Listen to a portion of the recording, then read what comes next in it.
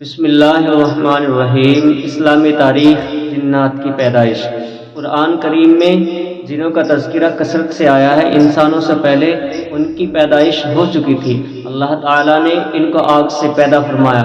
ایک طویل زمانے تک وہ زمین میں آباد رہے، پھر انہوں نے فساد مچانا اور خون بہانا شروع کیا۔ اللہ تبارک و تعالیٰ نے فرشتوں کے ذریعے انہیں سمندر کے جزیروں اور دور دراز پہاڑوں کی طرف بھگا دیا۔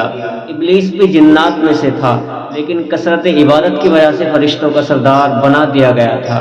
لیکن جب اللہ تعالیٰ نے حضرت آدم علیہ السلام کے سامنے سجدہ کرنے کا حکم دیا تو اس نے تکبر کیا اور سجدہ کرنے سے انکار کر دیا۔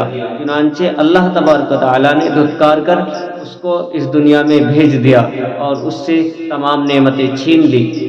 اس طرح تکبر نے اسے ہمیشہ کے لیے ذلیل اور رسوا کر دیا۔ حضور صلی اللہ علیہ وسلم اس دنیا میں انسان اور جنات دونوں کی ہدایت اور رہنمائی کے لیے بھیجے گئے تھے۔ چنانچہ احادیث میں جنوں کو اسلام کی دعوت دینے کا ذکر موجود ہے، اور قرآن کریم میں جنات کی ایک جماعت کے ایمان لانے کا بھی تذکرہ موجود ہے۔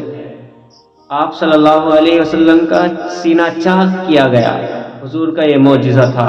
حضرت انس رضی اللہ تعالیٰ عنہ فرماتے ہیں کہ بچپن رسول اللہ صلی اللہ علیہ وسلم بچوں کے ساتھ کھیل رہے تھے، اتنے میں حضرت جبرائیل علیہ السلام آئے اور آپ علیہ السلام کو پکڑ کر زمین پر لٹا دیا۔ کہ آپ صلی اللہ علیہ وسلم کے سینے کو چاک کر کے دل نکالا، اور پھر دل میں سے خون کا ایک لوتھڑا نکالا اور فرمایا یہ شیطان کا حصہ ہے۔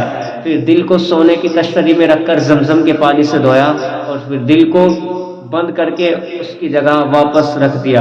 حضرت انس رضی اللہ تعالیٰ عنہ فرماتے ہیں کہ میں آپ صلی اللہ علیہ وسلم کے سینے پر ان ٹانکوں کا اثر بھی دیکھتا تھا۔ ایک فرض کے بارے میں نماز چھوڑنے پر وعید۔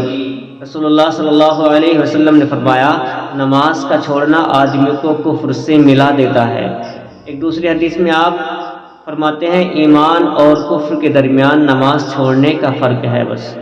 ایک سنت کے بارے میں ہدایت کے لیے اللہ رب العزت سے دعا کرنا، یعنی کہ ہدایت پانے کے لیے اللہ سے دعا کرنی چاہیے۔ اللہ تعالیٰ سے ہدایت طلب کرنے کے لیے ان الفاظ میں دعا کرو، اہدنا الصراط المستقیم، اے اللہ ہمیں سیدھے راستے کی ہدایت فرما۔ ایک اہم عمل کی فضیلت نماز کے بعد کی تسبیحات۔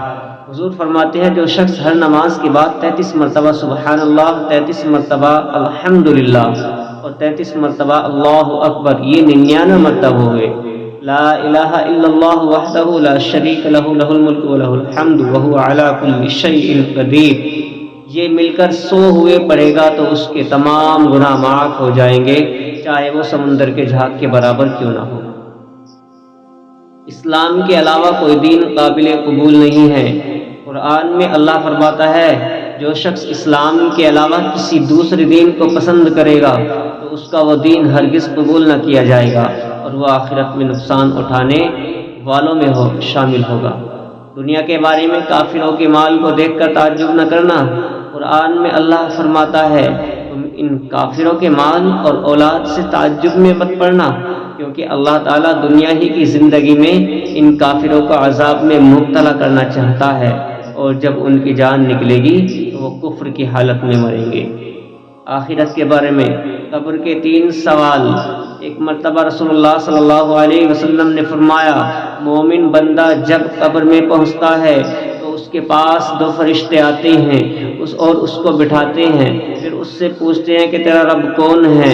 وہ کہتا ہے کہ میرا رب اللہ ہے۔ پھر پوچھتے ہیں کہ تیرا دین کیا ہے؟ وہ کہتا ہے میرا دین اسلام ہے۔ پھر پوچھتے ہیں تمہارا نبی کون ہے؟ وہ کہتا ہے محمد الرسول اللہ صلی اللہ علیہ وسلم۔ طب نبی سے علاج، کھجور سے علاج۔ رسول اللہ صلی اللہ علیہ وسلم نے فرمایا جچگی کے دوران یعنی کہ جچگی کی حالت میں تم اپنی عورتوں کو تر کھجوریں کھلاؤ، اور اگر وہ نہ ملے تو سوکھی کھجوریں کھلاؤ، یعنی کہ بچے کی پیدائش کے بعد کھجور کھانے سے عورت کے جسم کا فاسد خون نکل جاتا ہے اور بدن کی کمزوری ختم ہو جاتی ہے۔ نبی صلی اللہ علیہ وسلم کی نصیحت۔ رسول اللہ صلی اللہ علیہ وسلم نے فرمایا جب تم میں سے کسی کے ہاتھ سے لقمہ گر جائے تو اسے اٹھا لے اور صاف کر کے کھا لے، شیطان کے لیے اسے نہ چھوڑے، اور کھانے کے بعد جب تک انگلیوں کو نہ چاٹ لے ہاتھ کو رومال سے نہ پوچھے، اس لیے کہ معلوم نہیں کہ کس دانے میں اللہ تعالیٰ نے برکت رکھی ہے۔ اللہ رب العزت کہنے سننے سے عمل کی توفیق عطا فرمائے، آمین یا رب العالمین۔ صلی اللہ علیہ محمد و آلہ صلی اللہ علیہ وسلم۔